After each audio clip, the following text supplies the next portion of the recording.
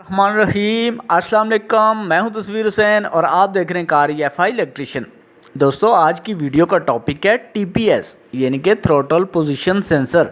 Video में हम sensor की लोकेशन के साथ साथ ये जानेंगे कि सेंसर काम कैसे करता है, सेंसर को लगाने का मकसद, सेंसर से रिलेटेड फॉल्ट और आखिर में सेंसर की वायरिंग को डिस्कस करेंगे आज की इस वीडियो में। तो आइए वीडियो शुरू करते हैं।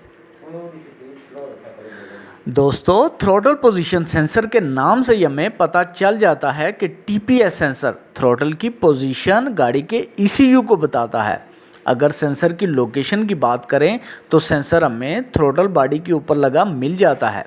इस सेंसर को इंजन में लगाने का मकसद इंजन में जाने वाली हवा के रास्ते में लगी बटरफ्लाई को खुलने और बंद होने की पैमाइश का काम लिया है, क्योंकि इस सेंसर के डेटा को यूज़ करके गाड़ी का ECU engine control module board से काम कर रहा होता है। यह सेंसर थ्रोटल बटरफ्लाई की पोजीशन को चेक करके डेटा सिग्नल की सूरत में ECU को भेजता है, क्योंकि गाड़ी में फ्यूल और हवा का मिक्सचर थ्रोटल के खुलने और बंद होने पर डिपेंड करता है और TPS इसी को कंट्रोल करता है। अगर ये सेंसर ठीक तौर पर काम ना करेगा तो गाड़ी एक्सेलरेशन में मसला करेगी, फ्यूल ज़्यादा खर्च करेगी, झटके मारेगी और काला धुआं भी दे सकती है। ये सेंसर अमूमन 3 वायर पर काम करता है। एक वायर में ECU से 5 वोल्ट आते हैं, एक वायर ग्राउंड की होती है और एक वायर रिटर्न सिग्नल की होती है।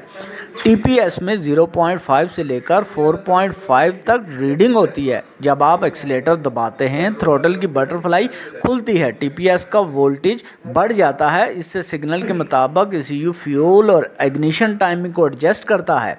अगर TPS ख़राब होगा तो मिस गाइडिंग करेगा तो ECU को गलत रीडिंग जाएगी, जिससे काफ़ी सारे मसले आ सकते हैं, जिनमें चंद दर्जेल हैं।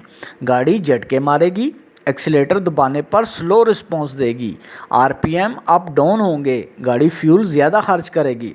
सेंसर में रॉन्ग रीडिंग की वजह से वायरिंग में मसला, सेंसर का बहुत ज़्यादा गंदा होना, सेंसर कनेक्टर का ढीला होना, टूटा होना या फिर सेंसर का टूटा होना या ख़राब होना हो सकता है। दोस्तों, उम्मीद है कि इस वीडियो से आपको TPS सेंसर से मुतल्लक काफ़ी सारी मालूमात मिल चुकी होंगी। फ़िलहाल इस वीडियो में अल्लाह हाफ़िज़।